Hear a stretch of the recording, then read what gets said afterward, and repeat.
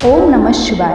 आज हम इस वीडियो में सोमवार व्रत कथा का श्रवण करेंगे। वीडियो की शुरुआत करने से पहले अगर चैनल को आपने सब्सक्राइब नहीं किया है तो चैनल को सब्सक्राइब करना ना भूलें। किसी नगर में एक धनी व्यापारी रहता था। दूर दूर तक उसका व्यापार फैला हुआ था। नगर के सभी लोग उस व्यापारी का सम्मान करते थे।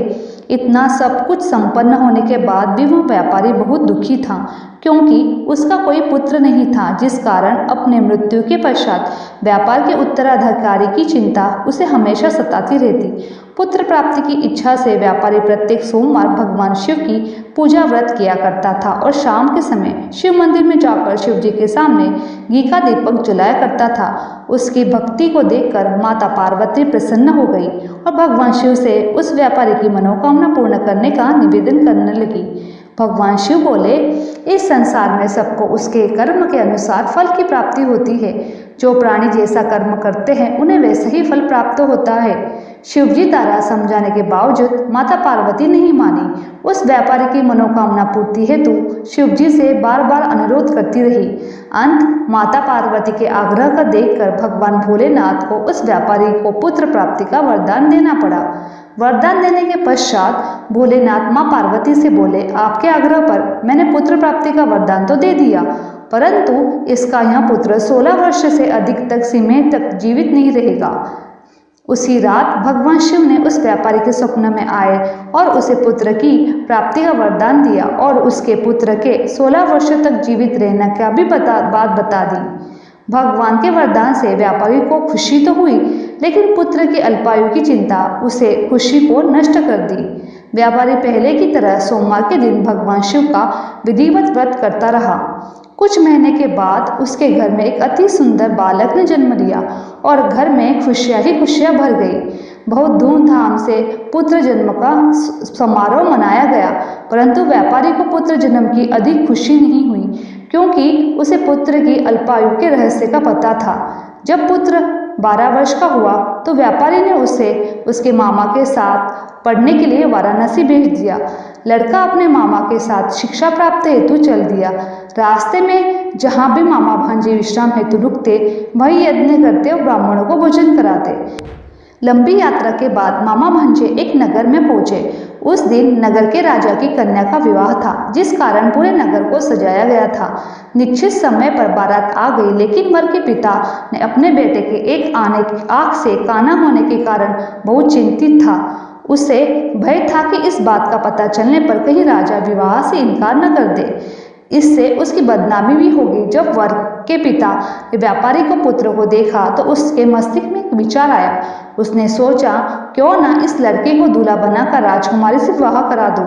विवाह के बाद इसको धन देकर विदा कर दूंगा और राजकुमारी को अपने नगर ले जाऊंगा। वर के पिता ने लड़के के मामा को इस संबंध में बात की। मामा ने धन मिलने के लालच में वर के पिता की बात स्वीकार ली। लड़के को दूल्हे का वस्त्र पहनाकर राजकुमारी से विवाह कर दिया। राजा ने बहुत सारा धन देकर राजकुमारी को विदा किया। शादी के बाद लड़का जब राजकुमारी के साथ लौट रहा था तो वह सच नहीं छिपा सका। उसने राजकुमारी के ओढ़नी पर लिख दिया, राजकुमारी, तुम्हारा विवाह मेरे साथ हुआ है। मैं तो वाराणसी पढ़ने जा रहा हूँ। अब तुम्हें जिस नवयुवक पत्नी बनना है वह एक हाथ से काना है। जब राजकुमारी ने अपनी ओढ़नी पर लिखा हुआ पढ़ा तो उसने काने लड़के के साथ जाने से इनकार कर दिया। राजा को जब यह बात पता चली तो उसने राजकुमारी को महल में ही रख लिया। उधर लड़का अपने मामा के साथ वाराणसी पहुंच गया। गुरुकुल में पढ़ना शुरू कर दिया। जब उसकी आयु 16 वर्ष की हुई तो उसने यज्ञ किया। यज्ञ के समाप्ति पर ब्राह्मणों को भोजन करवाया, खूब अन्न वस्त्र दान दिए। रात में वह अपने शयन कक्ष में सोने गया। शिव के वरदान के अनुसार शयनावस्था में उसके प्राण चले गए। सूर्योदय पर मामा मृत्यु भांजे को देखकर रोने पिटने लगा। आसपास के लोग एकत्र होकर दुख प्रकट करने लगे। लड़के के मामा के रोने के विलाप के स्वर समीप गुजरते हुए भगवान शिव और माता पार्वती ने सुन लिए। माता पार्वती ने भगवान से कहा, प्राणनाथ, मुझे इसके रोने के स्वर सहन नहीं हो रहे, आप इस व्यक्ति को कष्ट दूर करो। भगवान शिव ने माता पार्वती के साथ अदृश्य रूप में समीप जाकर देखा तो भोलेनाथ माता पार्वती से बोले, यह तो उसी व्यापारी का पुत्र है जिसे मैंने 16 वर्ष की आयु का वरदान दिया था। इसकी आयु तो पूरी हो गई। माता पार्वती ने फिर भगवान शिव से निवेदन किया कि उस बालक को जीवन देने का आग्रह किया। माता पार्वती के आग्रह पर भगवान शिव ने उस लड़के को जीवन दान प्रदान किया। कुछ ही पल में वह लड़का उठकर बैठ गया। शिक्षा समाप्त करके लड़का मामा एक साथ अपने नगर की ओर चल दिए। दोनों चलते हुए उसी नगरी में पहुंचे जहां उसका विवाह हुआ था। उस नगर में यज्ञ का आयोजन किया था। समय गुजरते हुए नगर के राजा ने यज्ञ का आयोजन देखा तो उसने तुरंत लड़के और उसके मामा को पहचान लिया। यज्ञ समाप्त होने पर राजा ने मामा और लड़के को अपने महल में ले गया। कुछ दिन उन्हें महल में रखकर बहुत सा धन वस्त्र आदि देकर राजकुमारी के साथ विदा कर दिया।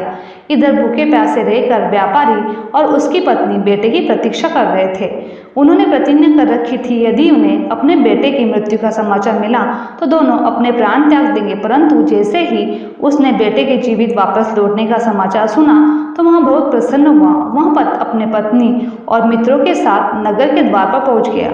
अपने बेटे के विवाह का समाचार सुनकर पुत्र वधू राजकुमारी को देखकर उसकी खुशी का ठिकाना नहीं रहा। उसी रात भगवान शिव ने व्यापारी के सपने में आकर कहा, हे श्रेष्ठी, मैंने तो तेरे सोमवार के व्रत के कारण व्रत कथा सुनने से प्रसन्न होकर तेरे पुत्र को लंबी आयु प्रदान की है। पुत्र की लंबी आयु जानकर व्यापारी बहुत प्रसन्न हुआ। शिव भक्त होने तथा सोमवार का व्रत करने से व्यापारी की सभी मनोकामनाएं पूर्ण हुई। इसी प्रकार जो भक्त सोमवार का विधिवत व्रत करते हैं, व्रत कथा सुनते हैं, उनकी सभी इच्छाएं पूरी होती है। बोलो ओम नमः शिवाय। भगवान शिव की जय। माता पार्वती की जय। मेरी वीडियो आप लोगों को अच्छी लगी तो चैनल को लाइक, शेयर और सब्सक्राइब करना ना भूलें। आप सभी का धन्यवाद।